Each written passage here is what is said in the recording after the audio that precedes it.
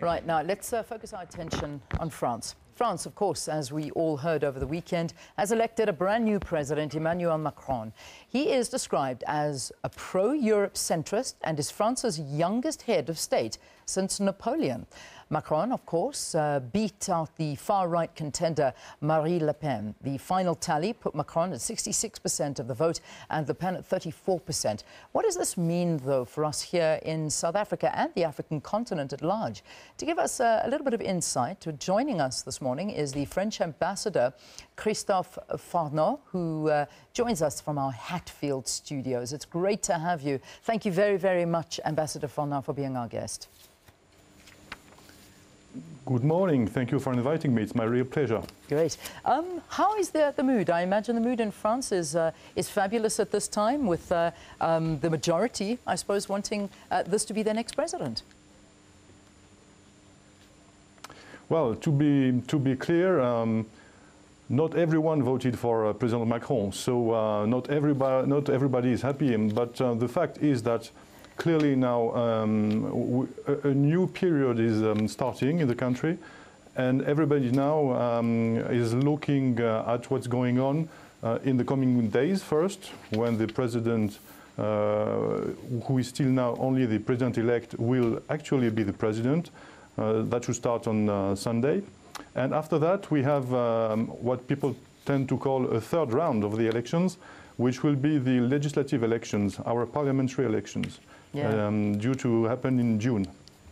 So, yeah, as you say, not everybody, of course, it'll never happen that everybody would vote for one contender, but he did get 2/3, so it was quite a big margin that he won by. Who is this man? Tell us a little bit about him. Well, he's, as you mentioned, the youngest president we ever had in the Fifth Republic. And as you mentioned, he's the youngest leader we've had since Napoleon Bonaparte. But apart from that, he's been a very brilliant student. He's been a very brilliant young high civil servant. He's been a very brilliant banker. And so then he became, without having been elected before, he became the minister in the last government, which he left at some point, and when he started to have his own political career. So in a way, he's a very, very new character in the French political landscape.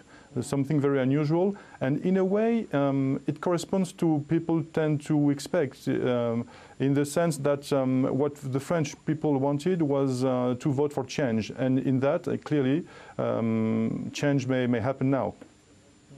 You know, when we look at, however, the 34% of the voters who voted for Marine Le Pen, you know, a lot of people who did vote for her, I suppose, they have been described as angry. They have been described as people that feel betrayed.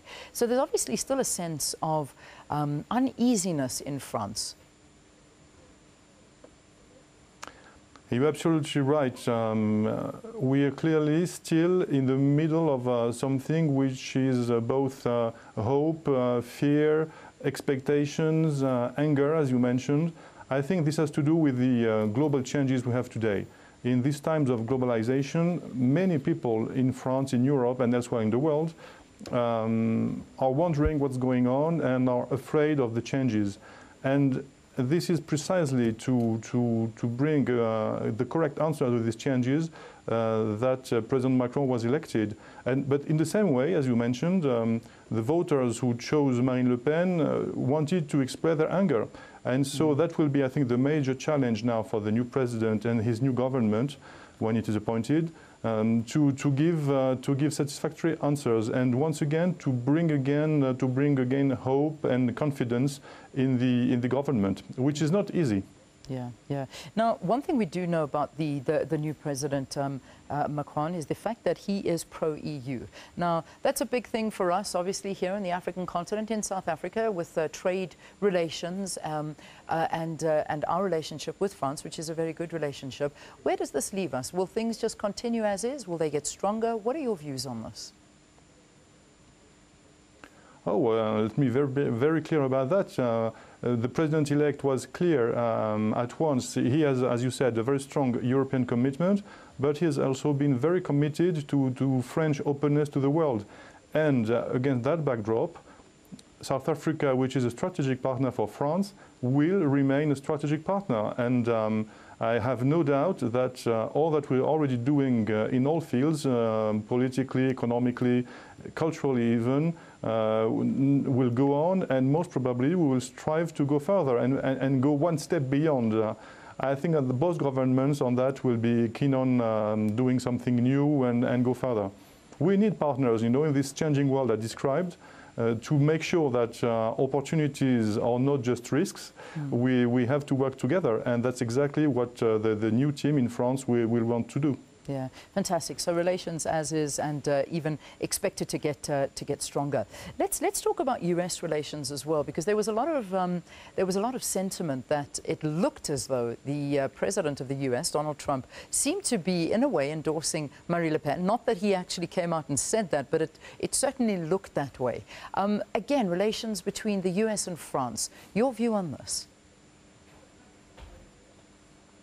Well, you know, President Trump was among the very first leaders who congratulated President Macron, and since then they spoke on the phone, and they have decided to meet quite soon at coming summit.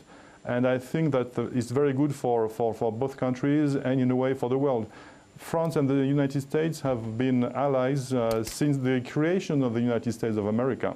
As you remember, we were their first ally, and well, as everybody knows, during the two world wars and beyond, the support of the United States to France has been of very big importance. And so I think that now the statements by both leaders are very clear.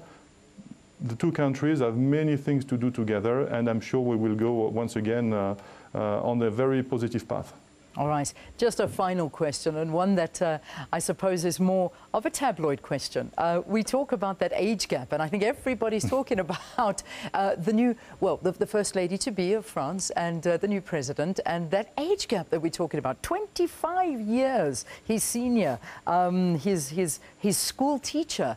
Talk to us about this. Are French people, well, how are they viewing this? Do they sort of have any issues with it, or is that just, you know, it is what it is? Well, it is what it is, as you said, and so far the media talked a lot about it, but well, I don't want to speak for the whole public opinion, but it seems that people have an interest in it, but do not perceive it as negatively. And I must say that from the start, President Macron made it clear that his relation with his wife was something essential for him, and I think it's so far very well accepted.